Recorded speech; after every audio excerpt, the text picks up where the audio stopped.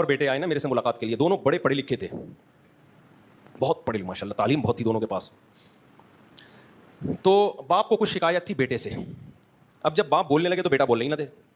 بیٹے کی آواز زیادہ اونچی ہو رہی ہے, باپ تھوڑا آواز پست کر کے بات کر رہا ہے کہ میں زیادہ اونچا بولا تو بیٹے کی جو طبع نازک ہے وہ ایسا نہ ہو اس پہ میری یہ اونچا بولنا گنا گزرے اس طبع نازک پہ.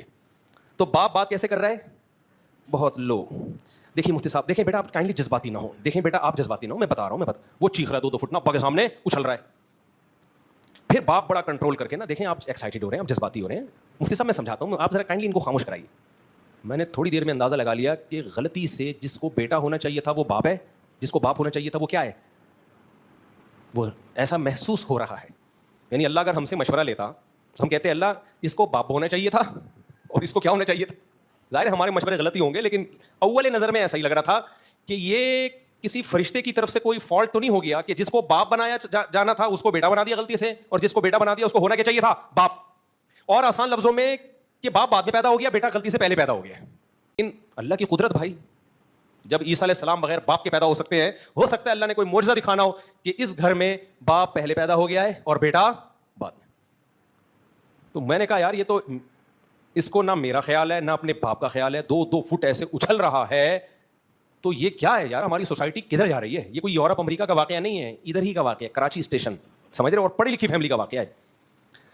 تو میں نے پھر ان کا قصہ بیان میں بتایا, میں نے کہا اس طرح آئے تھے, تو وہ بڑے خوش ہوئے, انہوں نے کہا بالکل صحیح نقشہ کھینچا ہے مفتی صاحب, بالکل صحیح نقشہ کھینچا ہے, ایسا ہی ہے, ہم گھروں میں باپ نہیں ہے, ہم گھروں میں کیا ہیں, اولاد ہیں. اچھا یہاں ایک اور بات میں بتا دوں, ٹاپک نہیں ہے لیکن جب بات چل پڑی ہے نا تو پوری مکمل کر لوں. یہ بھی ہماری سوسائٹی میں ہے کہ اگر غلطی سے کوئی فرما بردار بیٹا مل گیا نا ابا کو, ابا نے بھی اس کی پھر ایسی کی تیسی کرنی ہوتی, اس کے جائز مطالبے بھی نہیں مانتے پھر ابا, یہ بھی بے اعتدالی ہے. پھر اسی کو سب سے زیادہ نچوڑا جاتا ہے کیونکہ یہ بات مانتا ہے, اور جو نہیں مانتا وہ گھر میں باپ بن کے عیش کرتا ہے. ایسی بہت ساری کمپلینس آئی بھی ہیں, اور میرے بھائی ہم نے اسی سوسائٹی میں ٹائم گزارا ہے, ہم مشاہدہ بھی کر رہے ہیں کہ جو بدتمیز ہوتا ہے اس کے سارے حقوق ہو رہے ہیں, اور جو بیچارہ تمیز سے ابا کی خدمت کر رہا ہے ابا اس کو نچوڑتے ہی چلے جاتے ہیں.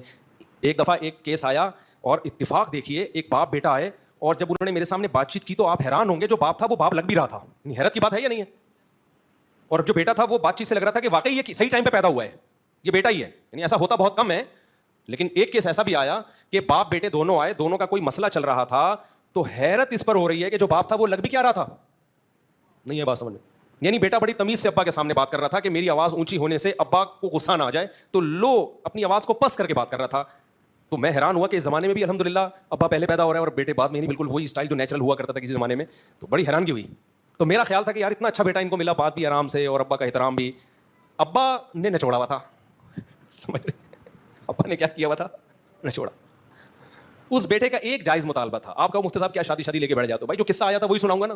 بیٹا کہہ رہا تھا ابا میں یہاں شادی کرنا چاہتا ہوں, باپ کہہ رہا تھا کہ بولو نہیں.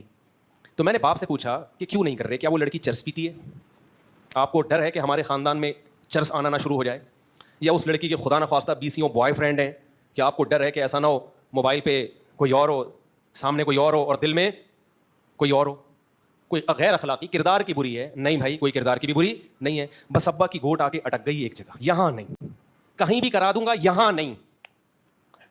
میں نے اس کے باپ کو اتنا سمجھایا, میں نے کہا تیرا بیٹا ناجائز ریلیشن نہیں قائم کر رہا, کما بھی رہا ہے, اب اسے کوئی پسند آ گئی ہے, خدا کے بندے اس کا تو اتنا تو کر لو یار, اتنا تمیز والا بچہ اللہ نے تمہیں دیا ہے, تو کچھ اس کے بھی تو حقوق ہیں, کچھ اس کی بھی تو چاہتے ہیں. بھائی 1 گھنٹہ باپ کو سمجھایا ہے, ٹس سے مس نہیں ہوا, وہ